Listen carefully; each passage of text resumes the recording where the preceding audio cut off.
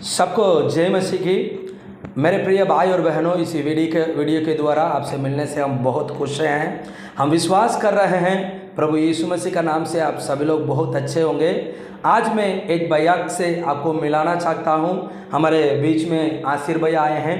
इनका जीवन में प्रभु कैसे चमत्कार किए, कैसे प्रभु उद्धार किए, उसके बारे में आज भैया का मुँह से हम सुनेंगे। जय मसीह की। प्रेस लाने நீங்கள் யார் எங்கேருந்து வந்திருக்கீங்க, நீங்கள் எந்த பகுதியை சேர்ந்தவங்கன்னு சொல்லி ஜனங்கள் கொஞ்சம் சொல்லுங்கள்।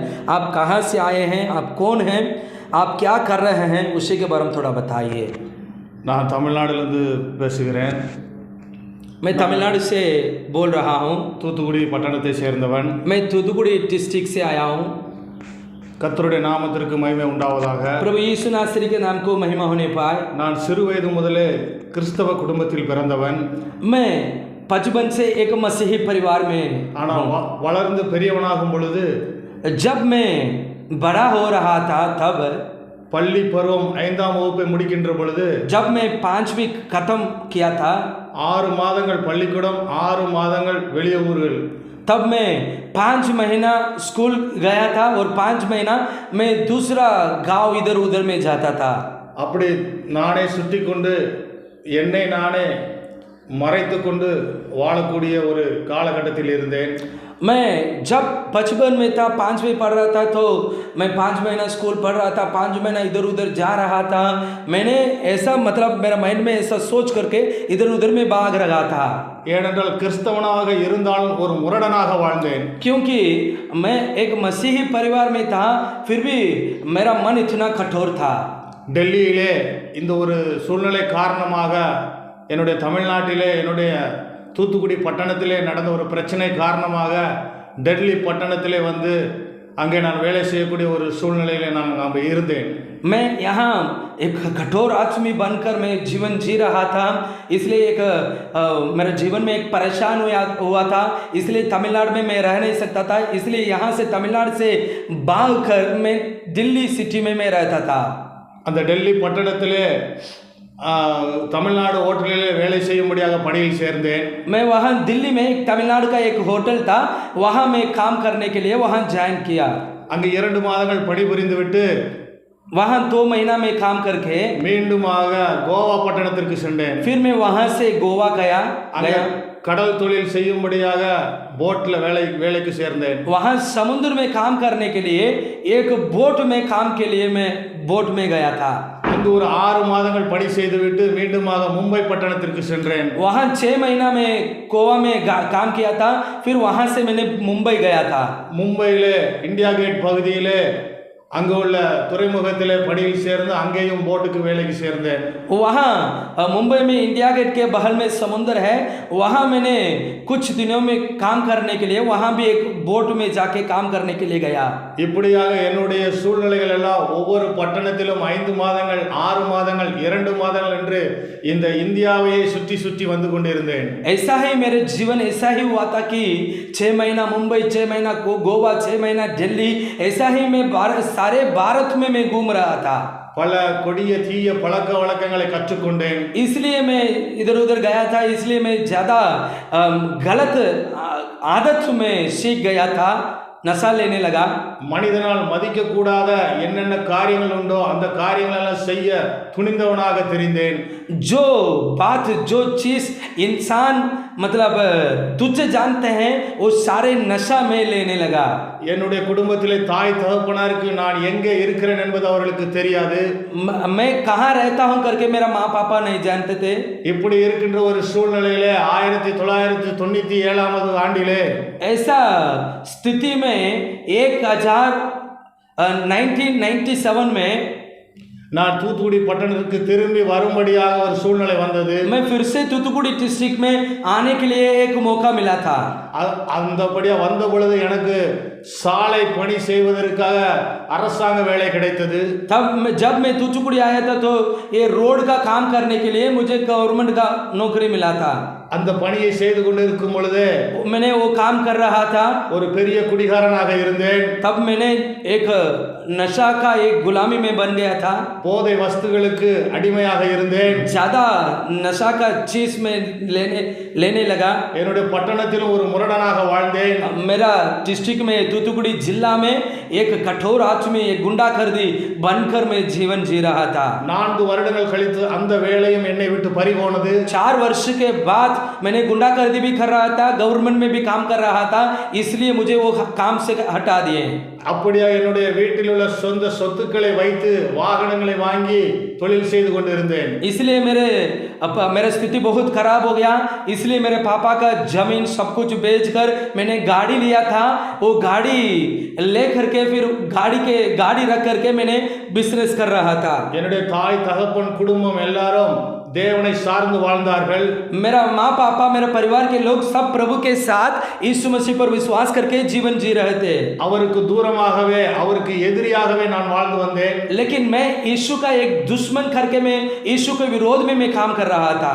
அப்படியாக ஒரு நாள் ராத்திரி வேளையிலே ஒரு 12:30 மணிக்கு ऐसा एक दिन रात को 12 बजे तक ஒரு ஃபோன் கால் வந்தது. कोई मुझे फोन किए थे। என்னுடைய வாகனம் ஒன்று விபத்திலே சிக்கினது. मेरा एक गाड़ी एक्सीडेंट हो गया करके बताए थे। மறுபடியுமாக 1:30 மணிக்கு ஒரு ஃபோன் வந்தது. फिर 1:30 बजे तक एक फोन आया था। மற்றொரு வாகனம் விபத்துக்குள்ளே சிக்கி டிரைவர் மரித்து போனார். भैया आपका दूसरा गाड़ी भी एक्सीडेंट हो गया, उसमें ड्राइवर मर गया करके मुझे बताए थे। பெரிய நஷ்டத்தை கண்டேன். मुझे बहुत नुकसान हुआ था। அடுத்தபடியாக கொஞ்சம் சொத்துக்களை வைத்து பேங்க்ல லோன் எடுத்து ஒரு பெரிய அட்டை கம்பெனி ஒன்று போட்டேன். फिर कुछ संपत्ति को मैंने बेचा था, फिर बैंक से लोन लिया, फिर एक कूट का एक कंपनी मैंने बनाया था, शुरू किया। ஒரு நாள் ராத்திரியிலே 28.5 லட்சம் ரூபாய்க்கு சரக்குகளை இறக்கி வைத்து விட்டு வீட்டிற்கு போனேன். एक दिन रात को 28 लाख का वो कूट मैंने एक गोडाउन में रख करके मैं घर गया था। மதியம் சரியாக பகல் 11 மணிக்கு வெள்ளம் சூழ்ந்தது. दिन में 11 बजे तक बाढ़ आया था। அந்த வெள்ளத்திலே எல்லாம் अழிந்து போனது. उसी बाढ़ में सारे चीज नष्ट हो गया। ஒரே நாளிலே 45 லட்சம் ரூபாய் நான் இழந்து விட்டேன்.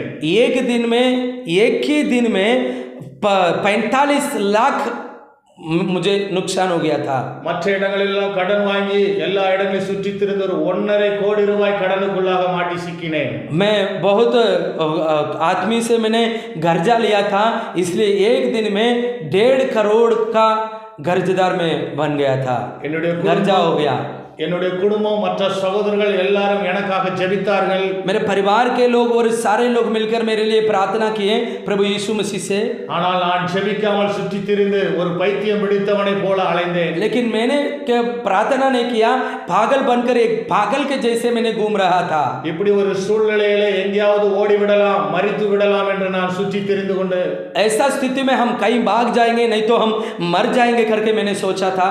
திடீரென ஒரு நாள் வேதத்தை எடுத்து வாசிக்க ஆரம்பித்தேன்.